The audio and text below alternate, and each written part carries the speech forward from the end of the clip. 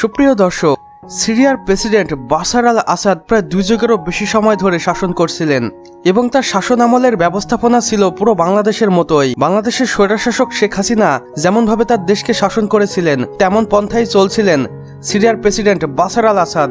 বর্তমানে সিরিয়ার প্রেসিডেন্টের অবসান ঘটেছে। প্রায় 2 সপ্তাহ আন্দোলনের পর সিরিয়ার প্রেসিডেন্ট নিজ দেশ ছেড়ে পালাতে বাধ্য হয় এবং বর্তমানে সিরিয়ার দখল নিয়েছেন দুর্বৃত্তরা, যাদের আন্দোলনে সিরিয়ার প্রেসিডেন্ট বাশার আল আসাদ নিজ দেশ ছেড়ে পালাতে বাধ্য হয়েছেন।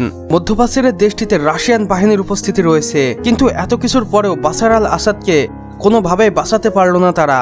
আন্দোলনকারীদের মুখে পড়ে সবকিছু বিধ্বস্ত হয়ে গেল, কারণ আন্দোলনকারীদের আন্দোলনটা এতটাই সূক্ষ্ম এবং মাস্টার মাইন্ডে ভরা ছিল যে তারা কোনোভাবে আন্দোলনকারীদের আন্দোলনটি দমাতে পারেনি এবং সিরিয়ার রুশ যৌথ বাহিনী মিলেও আন্দোলনকারীদের মাস্টার মাইন্ড বুঝতে পারেনি এবং তারা এমনভাবে আক্রমণ করেছে বা আন্দোলন করেছে যে সিরিয়ার প্রেসিডেন্ট নিজ দেশ ছেড়ে পালাতে বাধ্য হয়েছে। আর এই গৃহযুদ্ধটি যেন ঠিক বাংলাদেশের মতোই। এখানে স্বৈরাচারী শেখ হাসিনা বিন্দুমাত্র অনুমান করতে পেরেছিল না যে ছাত্ররা তাদের এই আন্দোলনের মাধ্যমে শেখ হাসিনাকে দেশ ছেড়ে পালাতে বাধ্য করবে।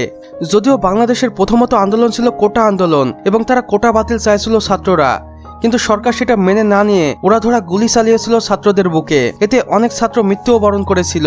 আর এরপরে বিষয়টি আউলিয়ে যায় এবং সরকারের মাথার উপর দিয়ে ওঠে। পরবর্তীতে বাংলাদেশের সিচুয়েশনটি এমন একটি ক্রিটিক্যাল পর্যায়ে পৌঁছে যায় যেখানে সরকার পতনের ছাড়া আর কোনো উপায় ছিল না। তাই বাঁচার জন্য প্রধানমন্ত্রী শেখ হাসিনা পালিয়ে ইন্ডিয়ায় চলে যান। আর ঠিক একইভাবে সিরিয়াতেও ঘটেছে একই ঘটনা। আন্দোলনকারীরা প্রথমত তাদের অস্তিত্ব নিয়ে আন্দোলন করেছিল।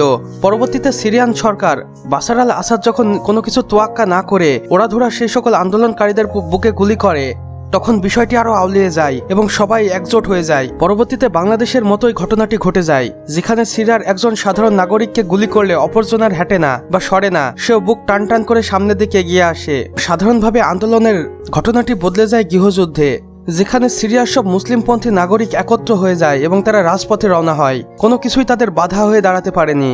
তারা সবকিছু উড়িয়ে দিয়ে ভেঙে দিয়ে রাজপথের দিকে গেছে। আর এই পর্যায়ে কি হবে সেটা বুঝতে পেরে সিরিয়ান সরকার দ্রুত তার নিজস্ব জেট বিমান নিয়ে দেশ ছেড়ে পালিয়েছেন। এবং বিগত 24 বছর ধরে সিরিয়ার প্রেসিডেন্ট বাশার আল আসাদ সিরিয়াকে এমনভাবে শাসন করেছেন যেখানে তার কথার বাইরে কেউ যেতেই পারত না, ঠিক যেমনটা করেছিল বাংলাদেশের স্বৈরশাসক শেখ হাসিনা। তিনি সর্বদাই নিজেকে প্রাধান্য দিতেন, আর সিরিয়ার প্রেসিডেন্টও তার ব্যতিক্রম নয়।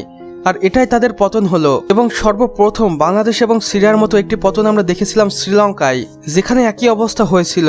তবে শ্রীলঙ্কার প্রেসিডেন্ট পালাতে পেরেছিল না, তাকে মেরে পাগল বানিয়ে দিয়েছিল শ্রীলঙ্কার মানুষ। আর বলা যায় গৃহযুদ্ধ এখন একটি ট্রেন্ড হয়ে গেছে, অনেক দেশে এর প্রতিফলন দেখা যাচ্ছে। আর এসব কিছু দেখে একটা জিনিসই বোঝা যাচ্ছে, মানুষ আর চুপচাপ থাকতে পছন্দ করে না।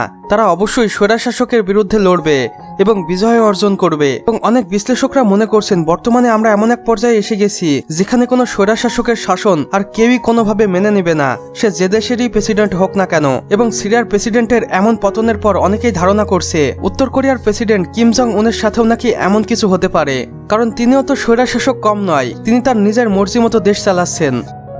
সুপ্রিয় দর্শক, আজকের ভিডিও এতটুকুই। ভিডিওটি ভালো লাগলে একটি লাইক করে দিবেন এবং কমেন্ট বক্সে লিখে জানান পরবর্তীতে সিরিয়ার কোনো আপডেট আপনি চান কিনা।